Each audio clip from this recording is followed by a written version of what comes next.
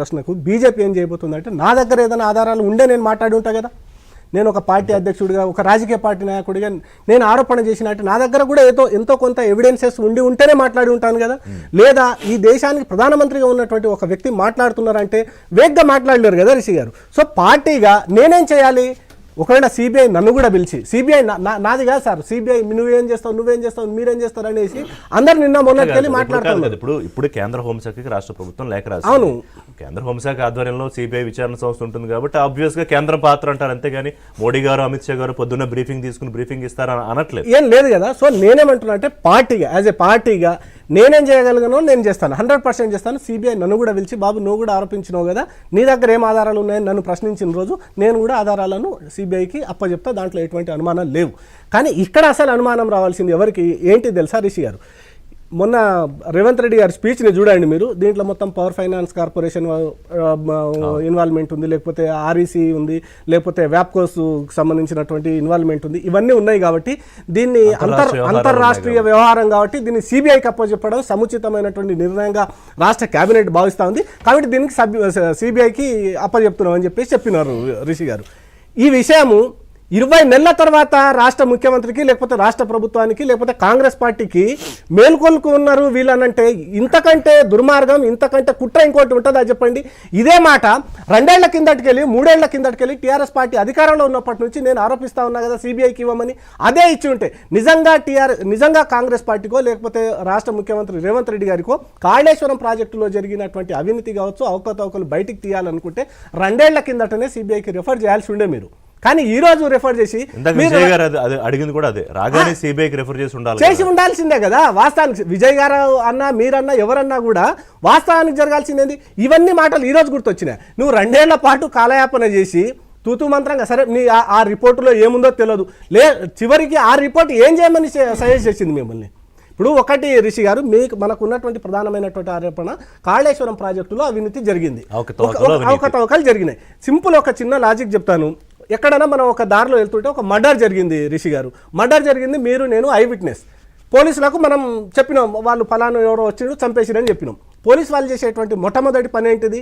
ఆధారం కావాలి మీకు, సాక్ష్యాలతో పాటు ఆధారాలు కూడా కావాలి. ఎట్లా చంపినంటే కత్తిని రికవర్ చేయాలి కదా, ఫస్ట్ కత్తినైతే రికవర్ చేయాలి. ఇక్కడ సాక్ష్యము మనకు కనబడతా ఉంది, అవినీతి జరిగిందనేటువంటి సాక్ష్యం మన కళ్ళ ముందు కనబడతా ఉంది. కానీ దాంట్లో ఆధారం ఏం కావాలి? డబ్బు కావాలి కదా. ఈ డబ్బు ఎక్కడికి పోయింది?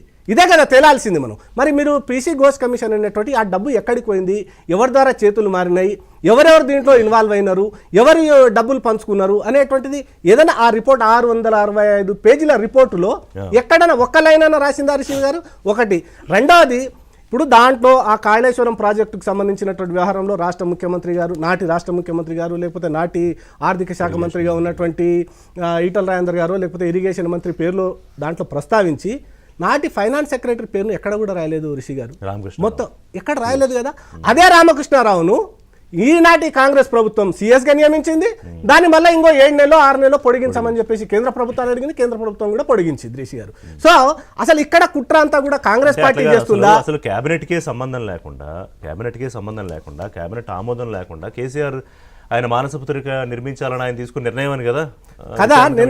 నేను అదంతా కూడా ఈటెల ప్రస్తావన తీసుకొచ్చారు సోలం గారు, మీరు ఈటెల ప్రస్తావన తీసుకొచ్చారు కాబట్టి కొంత ఇప్పుడు ఈటెల విషయంలో ఇబ్బందేనా? ఎందుకంటే సిబిఐ విచారణపై సస్పెన్స్ అనేది కొన్ని వస్తున్నాయి పత్రికల్లో, ఇప్పుడు ఇస్తే అందులో ఈటెల కూడా విచారణ చేయాల్సి వస్తుంది. ఒక ఆర్థిక శాఖ మంత్రిగా ఆ వ్యక్తికి ఉన్నటువంటి అధికారాలు ఏంటి, ఆ వ్యక్తి యొక్క పాత్ర ఏమై ఉంటుంది చెప్పండి, మీరే చెప్పండి. ఈటల రాజేందర్ గారా, మీరు ఆ స్థానంలో మీరున్నారా నేనున్నారా అనేది పక్కన పెట్టండి కాసేపు. ఆయన ఈరోజు బీజేపీ ఎంపీ కావచ్చు కాబట్టి మనం మీరు అడుగుతున్నటువంటి ప్రశ్న ఉంది, కానీ కాసేపు పక్కన పెట్టండి. ఆయన బీజేపీ ఎంపీ అనేది పక్కన పెట్టండి.